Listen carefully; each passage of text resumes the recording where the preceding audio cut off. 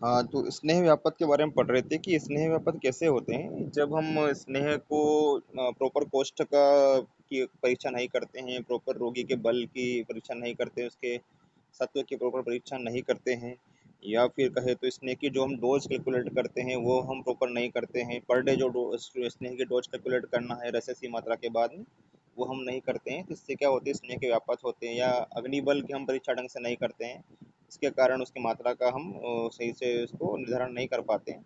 इस कारण क्या होते हैं, स्नेह के व्यापत होते हैं। और स्नेह के व्यापत कौन कौन से हैं? तो स्नेह के व्यापत में सबसे पहले हम बताया तंद्रा, यानी कि बॉडी के अंदर ड्राउजीनेस रहना।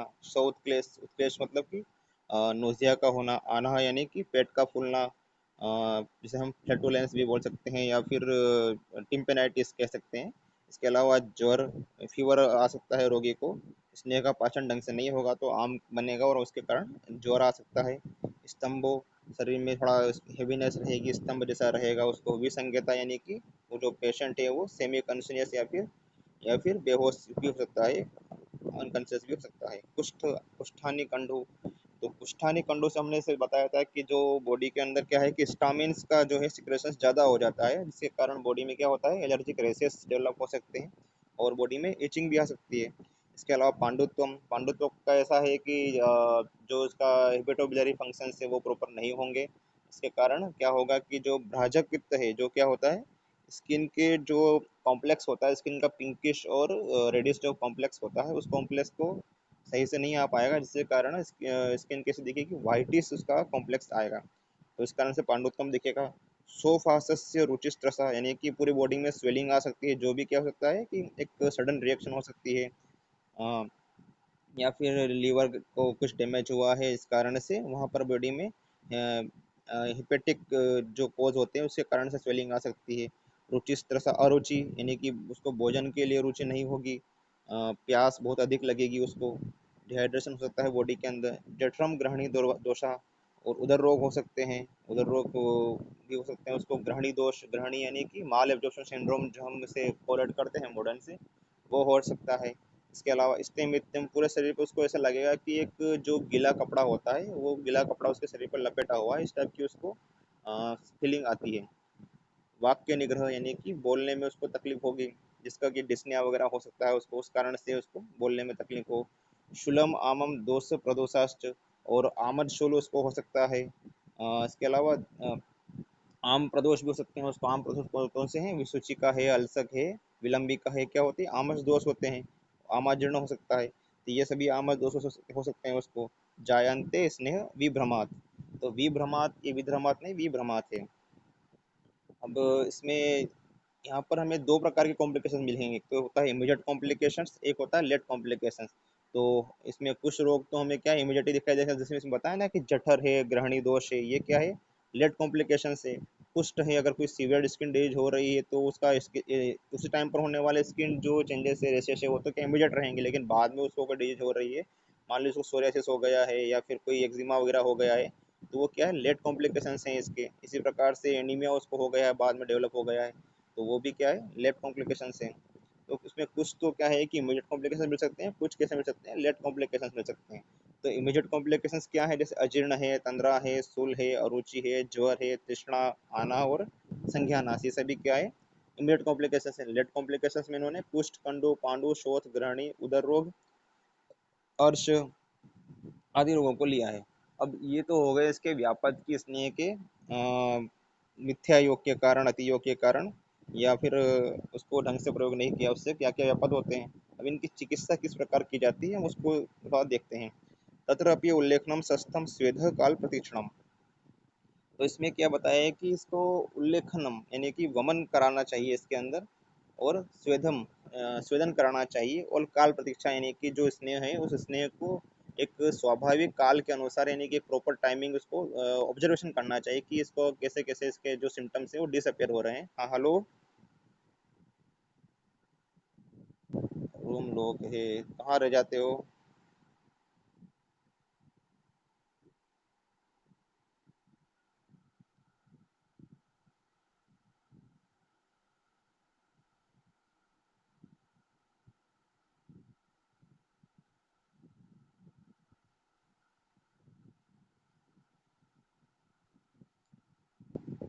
चलिए इसमें क्या-क्या चिकित्सा हमको करनी है, तो इसमें हम देख रहे थे काल प्रशिक्षण यानी कि टाइम को उसको अकॉर्डिंग उसको थोड़ा टाइम लेना था, उसको ऑब्जर्व करना है। यदि इसके जो कॉम्प्लिकेशंस है वो कैसे सीवियर कॉम्प्लिकेशंस नहीं है, तो हम उसमें काल प्रशिक्षण भी कर सकते हैं। प्रति प्रति व्याधि बलम बुद्धवा संसरणम एवच, जो व्याधि उसको हुई, कुष्ठ हुआ है, पांडु हुआ है, उसको ग्रहणी दोष हुआ है, तो उस व्याधि को बल को देख करके हमें वहाँ पर संश्रमण यानी कि विरेचन भी हम करा सकते हैं। जो जिन रोगों में विरेचन का निर्देश होता है उन रोगों में हम विरेचन भी करा सकते हैं। जैसे कुष्ठ में क्या है, विरेचन कराते हैं हम लोग, ग्रहणी में भी विरेचन करा सकते हैं। तो जिन जिन रोगों में विरेचन का इंडिकेशन होता है वो वहाँ पर हम विरेचन भी करा सकते हैं उस व्याधि के बल को देख करके। तक अरिष्ट प्रयोगाश्च, तक्र और अरिष्ट का प्रयोग करना चाहिए। रुक्ष अन्नपान सेवनम, और रुक्ष अन्नपान का हमें सेवन करना चाहिए। मूत्राणाम त्रिफलायाश्च स्नेह व्यापत्ति भेषजम, और जो मूत्र होते हैं गौमूत्र वगैरह है, अन्य मूत्र भी है, उनका प्रयोग भी हम कर सकते हैं। त्रिफला का प्रयोग करना चाहिए। त्रिफला कैसा होता है, रुक्ष होता है, शरीर में रुक्षता उत्पन्न करता है, इसलिए त्रिफला का प्रयोग करना चाहिए। स्नेह व्यापत्ति भेषजम, और ये क्या सभी क्या है कि स्नेह के व्यापक की बेसज है, सभी चिकित्सा है स्नेह के व्यापक की।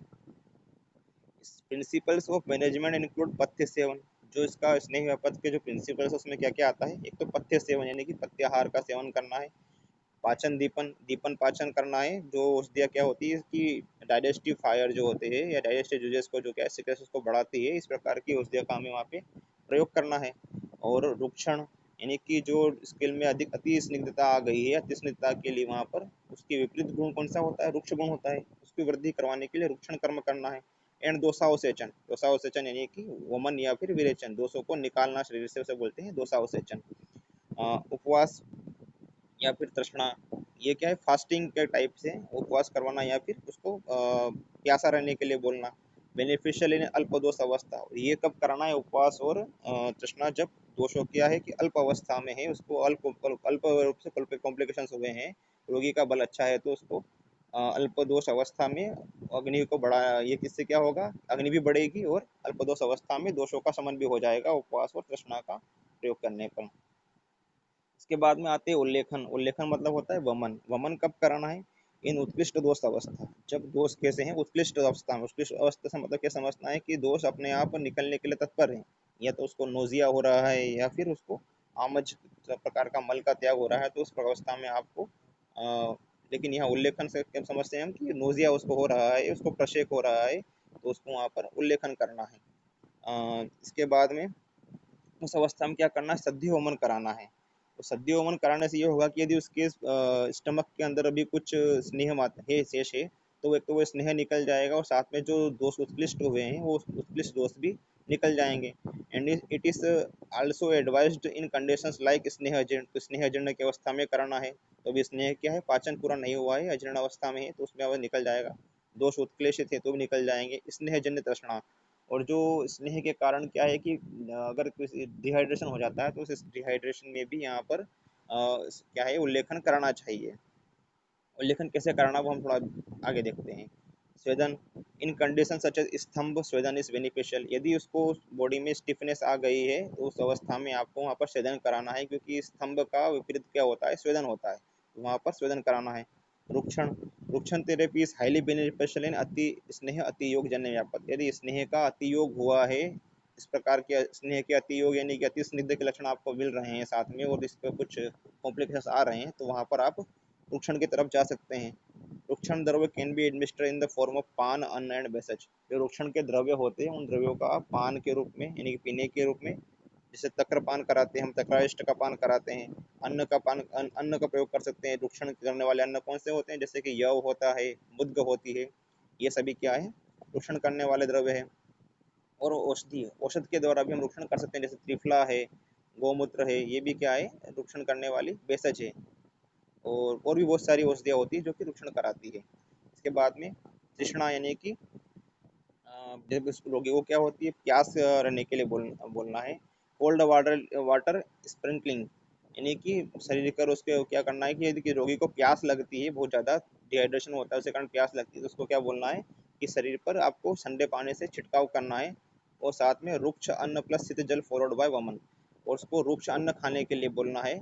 कि स्नेह के क्या हुआ, अजीर्ण के कारण तृष्णा हो रही है, तो वहाँ पर स्नेह का अजीर्ण है उसको नष्ट करने के लिए रुक्षान्न को उसको खिलाना है, और साथ में ठंडा पानी पीने के लिए बोलना है, और सिर्फ वमन कराना ठंडे पानी से। ठंडा पानी मतलब कि जिसका टेम्परेचर क्या हो, रूम टेम्परेचर के आसपास हो, यानी कि 25 डिग्री से लेकर के 20 से 25 डिग्री तक का टेम्परेचर हो, ऐसा पानी आपको वहाँ पे प्रयोग करना है। ठीक है, तो उस पानी से आपको वहाँ पर क्या कराना है, वमन कराना है। और इसके बाद ऐसे जल फॉलोड बाय वमन, तो ये रुक्षान्न पान खिलाना है और शीतल जल पिला करके उसको वमन कराना है। ये है तृष्णा की चिकित्सा, स्नेह अजीर्ण जन्य तृष्णा में। उष्ण जल और वमन, यदि आपको क्या लग रहा है कि यहाँ पर त्रिदोष का प्रकोप हुआ है, त्रिदोष की दृष्टि हुई है, तो उस अवस्था में आपको शीत जल नहीं पिलाना है, उस अवस्था में आपको उष्ण जल पिलाना है, जिससे क्या होगा, दोषों का पाचन होगा, और दोष उसके अंदर क्या होंगे, स्रोतस का क्या होगा कि शुद्धि होगी, वो दोष कहाँ रहेंगे, पोस्ट में आएंगे और उससे निकल जाएंगे उष्ण जल के द्वारा। इसलिए आपको त्रिदोष वाली अगर व्यवस्था हुई है, अवस्था आई है, तो उस अवस्था में आपको उष्ण जल से वमन करना है, वरना फिर शीत जल से वमन कराना है। ये इंपॉर्टेंट है कि कब शीत जल से वमन कराना है, कब उष्ण जल से वमन कराना है।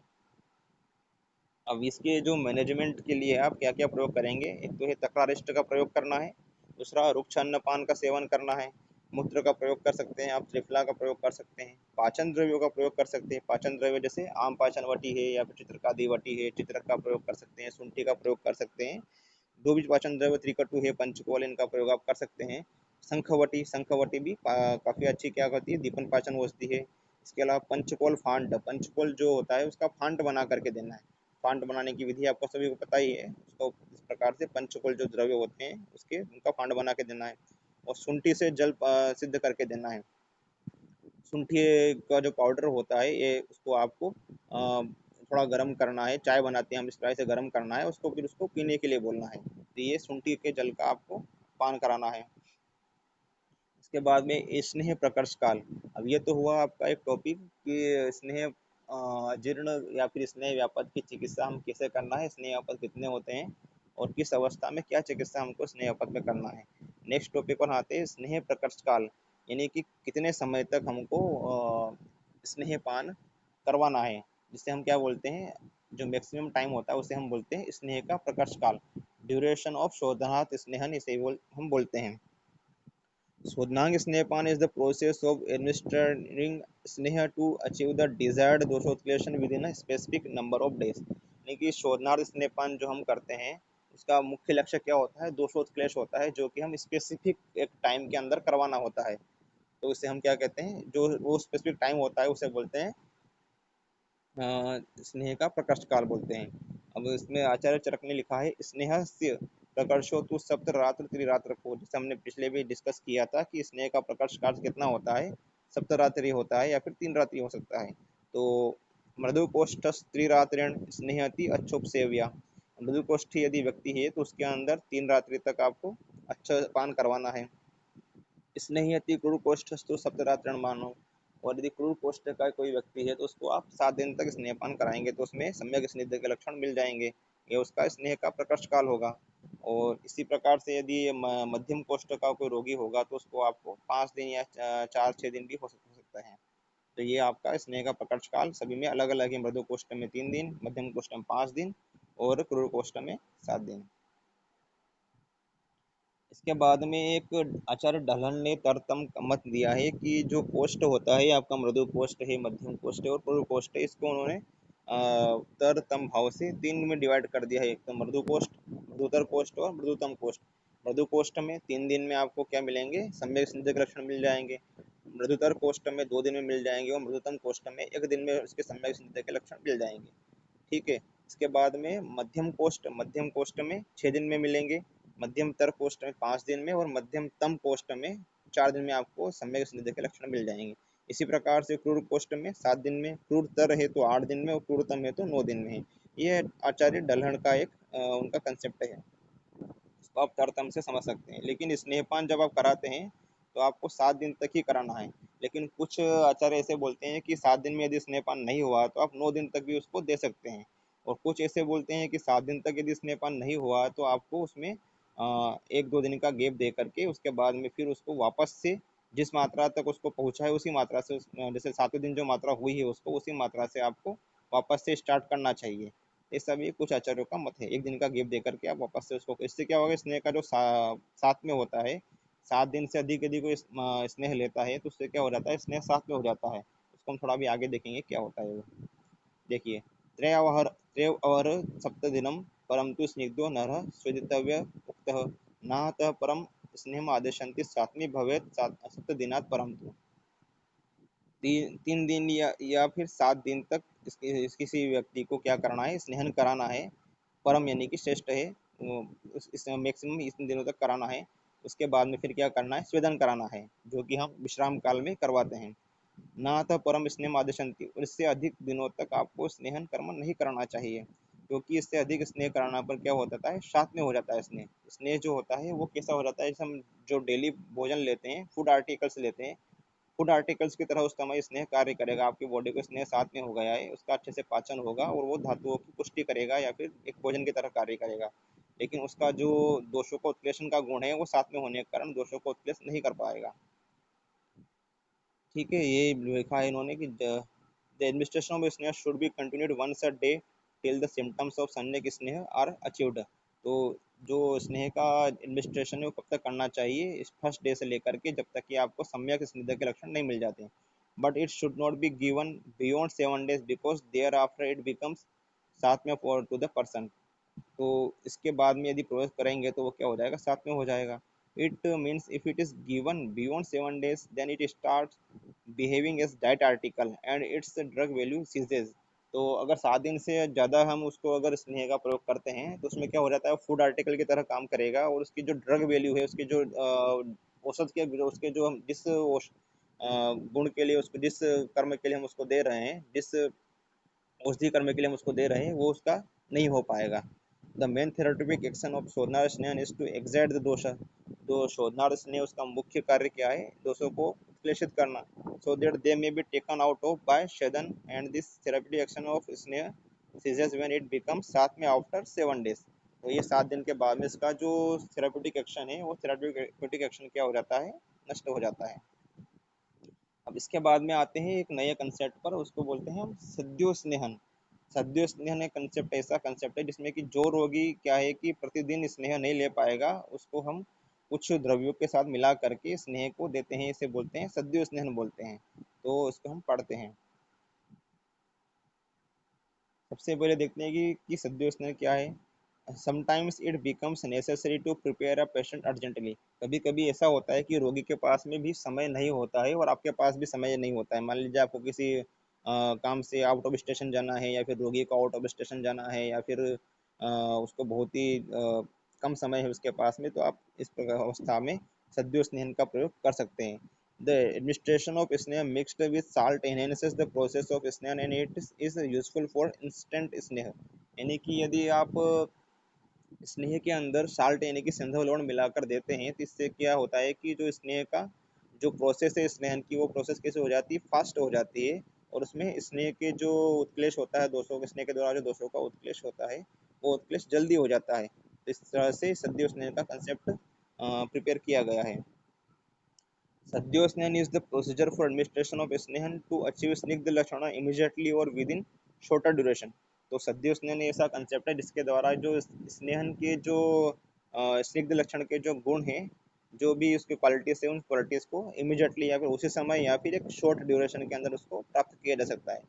It is based on the principle of प्रविचारणा स्नेह। और ये क्या है कि जो प्रविचारणा स्नेह है उसके कंसेप्ट पर बेस्ड है। प्रविचारणा स्नेह हम क्या करते हैं कि जो स्नेह है उसको हम फूड आर्टिकल्स के साथ में या फिर अलग प्रकार से मॉडिफाइड करके उसको हम देते हैं। तो ये प्रविचारणा के स्नेह पर बेस्ड है सद्यो स्नेह का कंसेप्ट। स्नेह एडेड विथ लवण oleates and individual instantaneously because salt by nature is अभिसंधि सूक्ष्म अरुक्ष उष्णयन व्यवहारी। जो स्नेह आप किसके साथ में दे रहे हैं, लवण के साथ दे रहे हैं, वो क्या करता है कि किसी भी इंडिविजुअल को इंस्टेंसली इंस्टेंसली उसको क्या करता है, स्नेहित कर देता है। क्योंकि जो स्नेह हम दे रहे हैं उसमें लवण दे रहे हैं, उसका गुण क्या होता है, अभिसंधि होता है, सूक्ष्म होता है, अरुक्ष होता है, उष्णयन वैवाहिक होता है। जिससे क्या होगा कि वो स्नेह पूरे शरीर में जल्दी से फैल जाएगा और सूक्ष्म स्रोतों तक जल्दी पहुंच जाएगा। सद्य स्नेहम इति तदहरेव। इसके बारे में ये बताया कि सद्य स्नान जो होता है वो कितने कितने दिनों कितने समय में सद्य स्नान हो जाता है, यानी कि उसका ड्यूरेशन कितना होता है सद्य स्नान का, वो बताया है। सद्य स्नानम इति तदहरेव, ये डलहन ने बताया है कि जो सद्य स्नान जो होता है वो उसी दिन, जिस दिन आपने स्नान कराया है, सद्य स्नान दिया है, उसी दिन उसमें सम्यक स्निग्ध के लक्षण मिल जाते हैं। सद्य इति तस्मिन्नेव दिवसे त्वरया स्नेहम करोति, आडमल ने भी ऐसा ही बताया। आडमल कौन है? सरंधर के टीकाकार है, उन्होंने बताया कि जो सद्य स्नेहन जो हम कराते हैं वो उसी दिन ही स्नेहन कर्म कर देता है।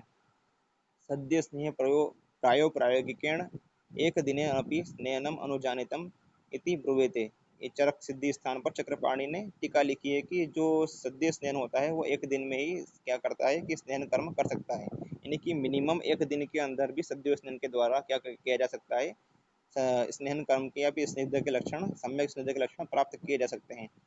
तो ये डल्हन ने, आडमल ने और चक्रपाणी ने कमेंट्री की है कि सद्यो स्नेहन ब्रिंग्स स्निग्ध लक्षण quickly on the day of administration. तो एडमिनिस्ट्रेशन के दिन ही इसके द्वारा क्या किया जा सकता है कि इमीडिएटली सद्यो स्नेहन के द्वारा सम्यक स्निग्ध के लक्षण प्राप्त किए जा सकते हैं। लेकिन इसके अलावा भी कुछ और मत हैं कि एक दिन के नहीं छोड़ के 3 दिन या 4 दिन भी इसके में लग सकते हैं। तो उसको हम देखते हैं। सद्य स्नेह प्रयोगा अपि त्रयणेव स्नेहंती। जो सद्य स्नेह के प्रयोग है वो क्या है कि Chakrapani and Adhamalla opine that the स्नेहन therapy which is said to produce स्नेहन instantaneously may also take 3 days to bring स्निग्ध लक्षण, only for praising it is said as सद्यो स्नेहन। तो इसमें क्या है कि यदि व्यक्ति का कोष्ठ बहुत अधिक क्रूर कोष्ठ है ना, इस प्रकार का व्यक्ति है, दोष उसमें क्या है बहुत अधिक मात्रा में, तो उस समय आपको दोषों को उत्प्रेषित करने के लिए सद्य स्नान का प्रयोग भी क्या है 3 दिन तक करना पड़ सकता है। तो ये सद्य स्नान की लिमिट क्या होगी, एक दिन से लेकर के 3 दिन या फिर 4 दिन। सद्य, बाद में अरुण दत्त जो है क्या है सर्वांग सुंदरा टीका लिखी है अंग्रदय पर। सद्य स्नेहना त्रिचतुरेर अहो भीर विना अपि स्नेहना। तो उसमें क्या है कि सद्यो स्नेहन quickly oleates within even with in 3 से 4 दिन। तो इसमें 3 से 4 दिन का बताया, तो सद्यो स्नेहन कितने दिनों में आपको सम्यक स्निग्ध लक्षण मिल जाएंगे, एक दिन से लेकर के 3 से 4 दिन में आपको इसमें सम्यक स्निग्ध के लक्षण मिल जाएंगे। तो आपको करना ये है कि देखना क्या है कि इसमें सम्यक स्निग्ध के लक्षण आपको कब मिल रहे हैं। जैसे ही आपको सम्यक स्निग्ध के लक्षण मिलते हैं तो आपको सद्य स्नेहन बंद कर देना, चाहे वो एक दिन में मिले, 2 दिन में मिले, 3 दिन में मिले, 4 दिन में मिले। तो आपको जब तक सम्यक स्निग्ध के लक्षण नहीं मिलते हैं तब तक आपको इसको सद्य स्नेहन को कंटिन्यू रखना है। सद्यो स्नेहन योगा मेनी रेफरेंसेस रिगार्डिंग सद्यो स्नेहन की, ये सद्यो स्नेहन की योग के बारे में देख रहे हैं कि सद्यो स्नेहन के योग कौन कौन से हैं। Are available in the classes but their dosages and method of administration is not clearly mention. तो सद्यो स्नेहन के योग तो क्या क्लासेस में बताए हुए हैं, लेकिन उन योगों के कितने डोज में देना है उसको, उसके किस मेथड से देना है वो क्लियरली मेंशन नहीं है। वो सब कुछ क्या है प्रैक्टिकल ही आपको देखना पड़ता है। वाइल एक्सप्लेनिंग पंच प्राकृतिक पेया डोसेज इज मेंशन्ड, लेकिन जो पंच प्राकृतिक पेया है इसे एक पेया बताई गई है आचार्यों ने जिसमें क्या है कि उसके डोज मेंशन की गई। तो पंच प्राकृतिक नाम से ही पता चल रहा है कितनी मात्रा में होगी, पंच प्राकृतिक यानी कि लगभग 500 ml की मात्रा में इसको ये पेया होगी। In the numeric value as an example few sadyo sneha yogas are mentioned below. उसके बाद में कुछ सद्यो स्नेहन के योग के बारे में यहाँ पर क्या है कि निर्देश बताया गया है। जैसे फर्स्ट योग है पिपली सेंधव फोर स्नेहस एंड दधि मस्तु टेकन टुगेदर। पिपली है, सेंधव लवण है, और उसके साथ में जो भी 4 स्नेह है आपको देना है, उन चारों स्नेह को आप मिला करके देंगे दधि मस्तु के साथ में। तो क्या होगा, उससे सद्यो स्नेहन हो जाएगा। नेक्स्ट योग है, ये योग होगा, इसके बाद नेक्स्ट योग है इनटेक ऑफ स्निग्ध यवागु फ्राइड इन मांस रस। आपको स्निग्ध यवागु बनाना है, उसमें उसको मांस रस में फ्राई करना है, यानी कि संस्कारित करना है उसको मांस रस से। Well prepared and added with plentiful soup. और इसके साथ में आपको इस प्रकार की यवा को बनाना है, उसको फिर सूप के साथ में मिला करके दे देना है। और सूप मांस राशि एक प्रकार का क्या है, सूप ही है। इनटेक ऑफ सूक्ष्म यवागु ऑफ लिटिल राइस कुक्ड ओ in milk and added with ghee. सूक्ष्म मात्रा में आपको क्या करना है, यवागु लेना है, थोड़ी कम मात्रा में यवागु लेना है, जिसको कि राइस को आपको मिल्क के साथ में बनाना है। जैसे खीर जो हम बनाते हैं ना, खीर बनाने की प्रक्रिया है, पायस जिसे हम बोलते हैं, एडेड विद घी। उसके अंदर आपको क्या करना है, घी मिला देना है। एक सबसे सबसे सिंपल तरीका है ये, घी खीर के अंदर आपको घी मिला करके दे देना है। तो ये एक सबसे सिंपल तरीका है। पिपली सेंधव घी तिल पिस्टेनी, तिल का कल्क है, एंड वराह वसा टेकन टुगेदर इन सभी को मिला करके आपको क्या करना है, इस सद्य स्नेह का योग बना लेना है।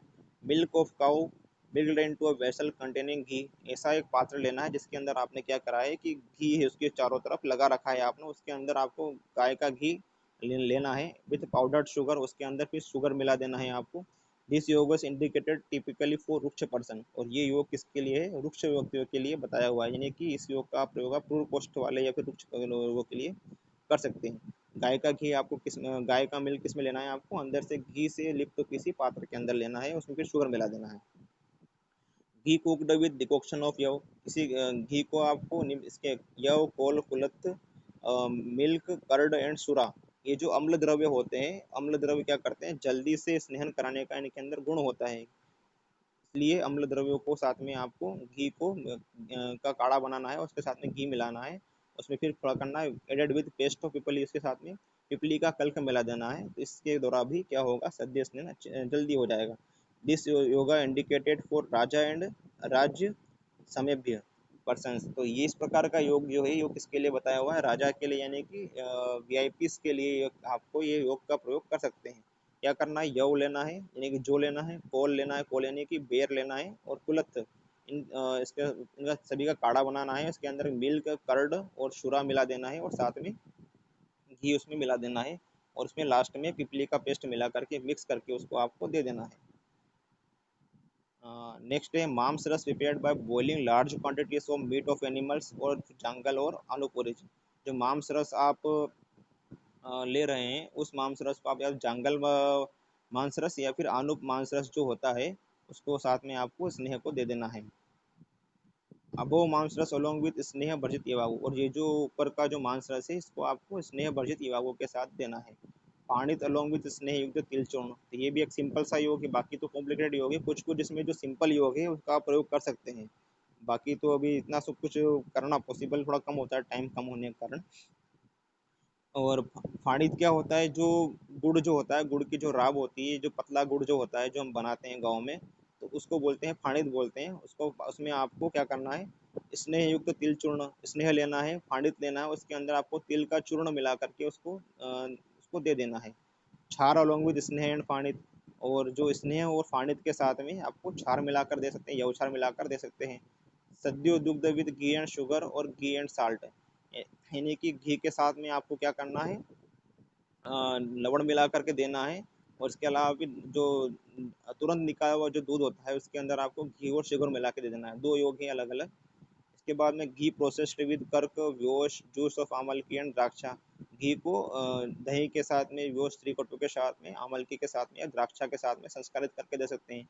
पायस प्रिपेयर्ड विद एडिशन ऑफ मास and many kinds of fatty substances, जो खीर होती है उसको आपको मांस यानी उड़द के साथ में मिला करके, या फिर जो अन्य फैटी सब्सटेंस होते हैं, घी है या फिर तेल है, उसके साथ मिला करके आप उसको दे सकते हैं। ये सभी क्या है, सद्यो स्नेहन के योग हैं। इसके बाद में आते हैं पंच प्रसुत पेय, ये थोड़ा फेमस है, इसमें क्या है कि इसकी जो डोज है वो फिक्स कर दी इन्होंने कि कितनी मात्रा लेना है, 500 ml लगभग पंच प्रसुत मात्रा आपको लेना होता है। इसमें कंटेंट क्या क्या, सर्पिस तेल वसा मज्जा तंडुल प्रसृते श्रुता, यानी कि चारों प्रकार के स्नेह है, उसके अलावा क्या है, तंडुल यानी कि चावल है इसमें, और चावल कितने कितने मतलब लेना है, 100 ml, 100 ml आपको घी लेना है, और इसमें अंदर 100 ग्राम क्या मिलाना है, चावल मिला देना है आपको। पंच पंच प्राशतिकी पेय स्नेह मिच्छिता, ये इसका प्रयोग आपको स्नेहन के लिए, सद्यो स्नेहन के लिए कराना है। अब सद्यो स्नेहन के इंडिकेशंस क्या है, किस किस अवस्था में आपको सद्यो स्नेहन कराना होता है, तो एक तो चीज़ वही वो स्टार्टिंग बताया हमने कि टाइम अगर कम होता है तो उस अवस्था में आप इसका प्रयोग कर सकते हैं, लेकिन फिर भी ये स्पेसिफिक कंडीशन है जिसमें क्या है कि जो साधारण स्नेहन जो होता है हम लोग कराते हैं, शोधनांग स्नेहपान कराते हैं, वो शोधनांग स्नेहपान उसमें जिनमें पॉसिबल नहीं होता है, जैसे बलहीनेसु, कोई निर्बल रोगी है, वृद्धेशु, वृद्ध रोगी में यदि जरूरी है कि उसको स्नेहपान करवाया जाए, शोधनांग स्नेहपान कराया जाए, और उसके बाद में उसको वर्मन या विरेचन करा जाए, तो उस अवस्था में आप सद्यो स्नेहन करा सकते हैं। हाँ, उसके अलावा अल्पदोषेषु योज्या मृदु अग्नि, इसमें क्या होता है, मृदु अग्नि उसकी किसी की होती है, और उसके अलावा अल्पदोषेषु, दोष किसमें होते हैं, अल्प मात्रा में होता, उसमें इन योगों का प्रयोग करना चाहिए। बाकी फिर अष्टांग हृदय ने भी लिखा है, बाल वृद्ध आदेशु, बालक में, वृद्ध में स्नेह परिहार और सहिष्णुषु, जिन लोगों को क्या होता है कि स्नेह से द्वेष होता है, जिनमें स्नेह का जो परिहार काल जो होता है स्नेह के परिवार काल को वो अच्छे प्रकार से फॉलो नहीं कर पाएंगे, तो इस प्रकार के रोगों में भी आपको अधिक मात्रा में स्नेह देंगे तो उसका परिहार काल भी में भी उसको अधिक प्रकार के जो अपत्य आहार विहार है उनका पालन करना पड़ेगा। लेकिन इसमें आप उसको जो स्नेह परिहार के लिए सहिष्णु होते हैं नहीं फॉलो कर पाएंगे, उसमें आप ये दे सकते हैं, योगान ईमान अनुद देगान सच्चे स्नेहान प्रजित। इस प्रकार के व्यक्तियों में आप इस प्रकार इसका प्रयोग कर सकते हैं, इन योगों का प्रयोग कर सकते हैं। स्त्री आत्मक मतलब ये है कि जो कि स्त्री के कारण उसका ओज का नष्ट हो गया है। और राजा राजा यानी कि वीआईपी के अंदर आप इसका प्रयोग कर सकते हैं। तो वीआईपी में आपको सद्य स्नेह का प्रयोग करना चाहिए, क्योंकि उनके पास भी टाइम नहीं होता है, तो इसलिए आप उनको जल्दी से स्नेह दे सकते हैं। और वो आप जो बताएंगे वो हो सकता है कि पूरी तरह से फॉलो नहीं करे, परिहार काल जो भी है उसका, या फिर जो उसके पथ्य अपत्य है जो पूरी प्रोसेस होती है उसको पूरी तरह फॉलो नहीं करे, इसलिए आपको सद्य स्नेह का प्रयोग वहाँ पे करना चाहिए। नेक्स्ट चीज पर आते हैं। नेक्स्ट है समनार्थ स्नेहन। समनार्थ स्नेहन जो क्या है कि हम लोगों ने पढ़ ही लिया है, वही उन्होंने वापस से बताया है कि इसको कब देना है, सुबह 9 बजे के लगभग देना है, जब किस समय जब अच्छे से लोग को भूख लगती है, जो खाना खाने का समय होता है उसको देना है। न शोध्यति न शोधयति यद दोषान समान उदीरति अपि समीकरोति वृद्धाश्च तत्संस्मरणम उच्यते। यानी कि जो क्या है कि जो दोषों को बढ़ाए नहीं और बड़े हुए दोषों को कम कर दे, उसे क्या कहते हैं, संशमन कहते हैं। शमनो ये रोग से समन नाय उपजते। समन क्या है कि जो रोग के शमन के लिए उपयोग में किया जाता है।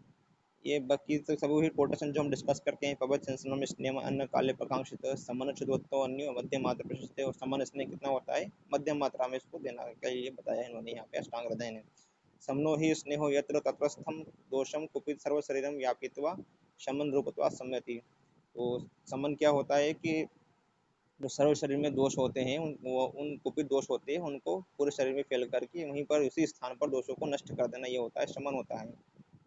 इसके बाद में ये समन किसमें देना है आपको, स्नेह तो दुर्बल वहनी देह संदूषण व्याधि निपीड़ित। इसमें वही स्नेह के जिसमें किसमें करना है आपको, जिसकी अग्नि क्या होती है, दुर्बल होती है, उसके अग्नि के संदूषण के लिए और व्याधि निपीड़ित की व्याधि को नष्ट करने के लिए आपको स्नेहन का प्रयोग, समन स्नेह का प्रयोग करना है। इसका कंसेप्ट क्या है कि समान स्नेह when administered when one feels hungry. जब किसी व्यक्ति को भूख लगती है तो आप क्या कराते हैं, समान स्नेहपान कराते हैं, तो इसमें spreads through out the body. तो जो भी इसमें स्नेह का पाचन होता है अच्छी प्रकार से होता है, वो जो स्नेह होता है पूरे शरीर में फैल जाता है एंड मिटिगेट्स द एग्रीवेटेड दोष। और जो क्रुद्ध दोष होते हैं उनको नष्ट करता है उसके इन ओन साइड्स, यानी कि उसी के स्थान पर। ड्यूरिंग समन स्नेह पथ्य एंड अपत्य prescribed in connection with the विरेचन आर टू बी फॉलोड। तो उसमें भी आपको पत्य पत्य का पालन विरेचन के समान ही करना चाहिए। और ये ब्रह्मणार्थ स्नेहपान का कंसेप्ट है जो कि सेम ही है, हम लोगों ने पढ़ लिया है इसको। ब्रह्मणो रस मध्य आदेश से भक्तो अल्पपि द एडमिनिस्ट्रेशन ऑफ स्नेह अलोंग विद मांस रस मध्य क्षीर एटसेट्रा आर नोन एज ब्रह्मण स्नेह। ठीक है, तो अभी इसमें किसी को कुछ पूछना है तो आप लोग पूछ सकते हैं।